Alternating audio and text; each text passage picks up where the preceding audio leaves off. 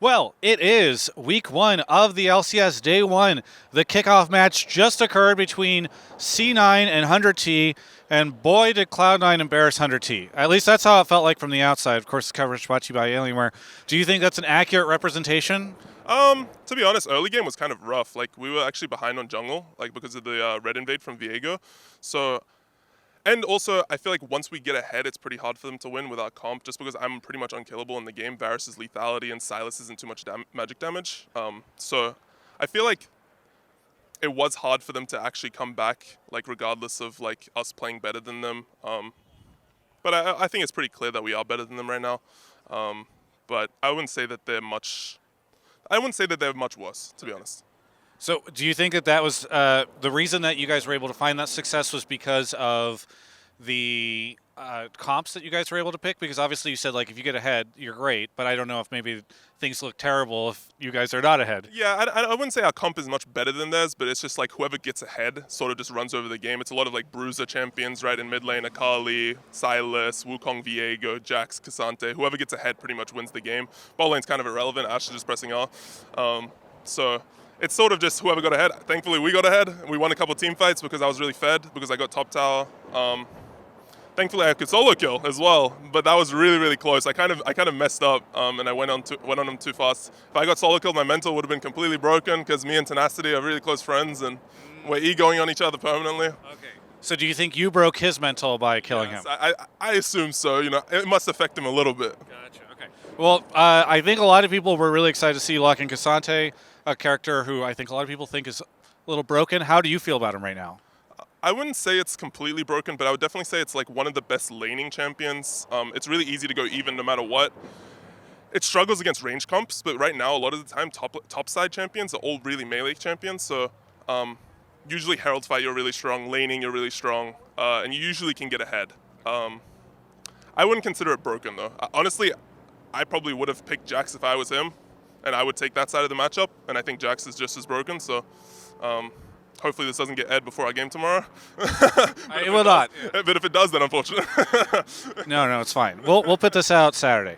All right, so what did you think about playing against Tenacity? I know you said you're his pal, but what was it like facing off against him on the stage? I was really, really nervous. Really? It might be because it's my first game back. Yeah. I also drink caffeine, which is not really as much as I'm used to. But I felt like a little jittery and like kind of really excited, but a lot of energy and like anxious.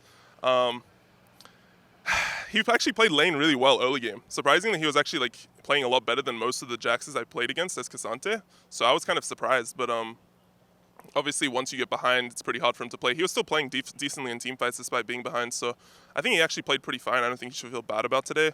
The top lane solo kill was like so close. It could have gone either way really. So. I think he's going to be a top laner in the league. Like probably, I wouldn't say like top 3, but probably like around top 5 with like Impact, Someday, Summit, stuff like that. What was it like playing against Doublelift? I don't even know if you really engaged with him much in that game, but obviously his premier game, he's probably the person people are talking about most going into this weekend.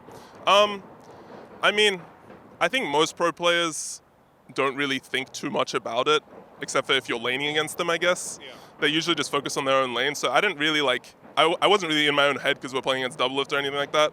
I didn't really think he played exceptionally poorly or exceptionally well. It was sort of just a neutral performance, and it's pretty hard for him to play, honestly, this game. He's playing against a lot of dive champions with almost no protection from his comp, so I think if he were to carry this game, he would have been like by far the best ADC in the league. So, and I think realistically, he's probably a little bit worse than Berserker and Prince right now, if I had to guess. Well, not guess, but judge. Yes. I mean, you did say bot lane is irrelevant right now, so... Well, bot lane, with those comps, is pretty irrelevant towards, like, the game win. What? Were you surprised at all by the Azir pick? We actually played against it in scrims. Okay. In scrims, Busio actually played against it played it 3 weeks ago in scrims. Okay. So when we saw Azir on 3, we were like, oh, it's probably support Azir. And we were like thinking about like, oh, they're still going to pick a different mid laner. I mean, it's possible they flex it, right? But once we pick Akali, it's unlikely they play Azir into Akali. It's not the best matchup. So we weren't too surprised, but we definitely did not expect him to play it, despite him playing in scrims. It's sort of a very niche pick that you have to be pretty good at. But it is a pretty known counter pick to Heimerdinger in support. Very good. Well, hey, how have things been going? I know I did the interview with you and Sven a couple weeks ago. You had just started playing scrims. I feel like there were like mixed rumors about C9 not looking good in scrims, C9 looking good in scrims, Diplix taking a while to get back up to power. What has been the vibe behind the scenes going into the start of the split?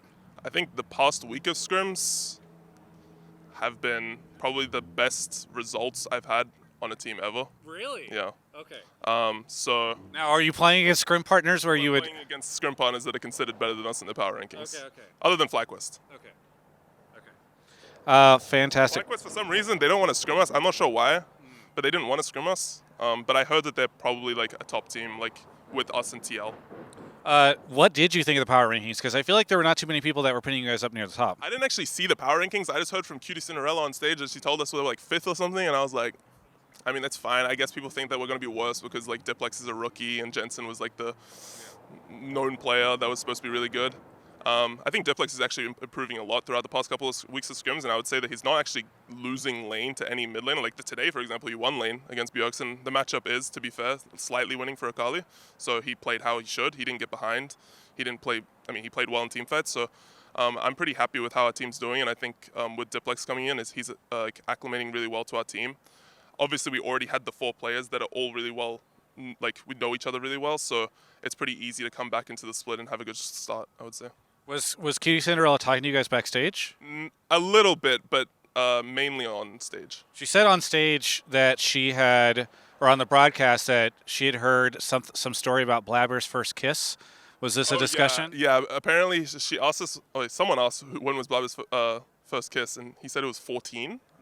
That guy was a player, bro. Like, what the hell is that? I never knew. Like, I thought Blabber just played League of Legends. So apparently, he just, like, goes outside. I don't know. Yeah. Touches grass, I guess. Yeah, he touches grass. Yeah. Imagine doing that. Imagine. All right.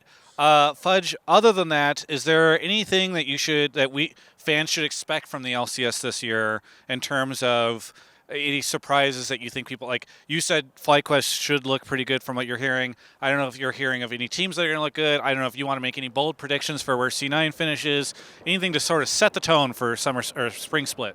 I think C9 finishes first in regular season, first in playoffs, and we go into summer and we finish first, and then first in playoffs. Okay. Sounds good. Anybody else going to contest you? Oh, I think FlyQuest will likely be the best team. FlyQuest, TL, EG, and then 100. I think is likely to be like top five. Anything you want to say to any of the fans out there? It was nice meeting you all. Good to see you again. And goodbye. Thanks so much, Fudge, for the interview. For everyone else, you can check out the rest of my coverage of all things LCS right here on my YouTube channel. LCS is back, baby, and so is TGI's coverage going into 2023. Of course, that coverage brought to you by Alienware, by the way. So if you appreciate the fact that the coverage is back, then you should go click the link in the description and head back to their site if you have been there before, trying to like link the fact that I said LCS is back and TGI is back. Anyway, go check out their stuff. There's a link in the description. We love Alienware. It's good to be back. I'm actually quite happy to be here. So thanks for watching. Subscribe.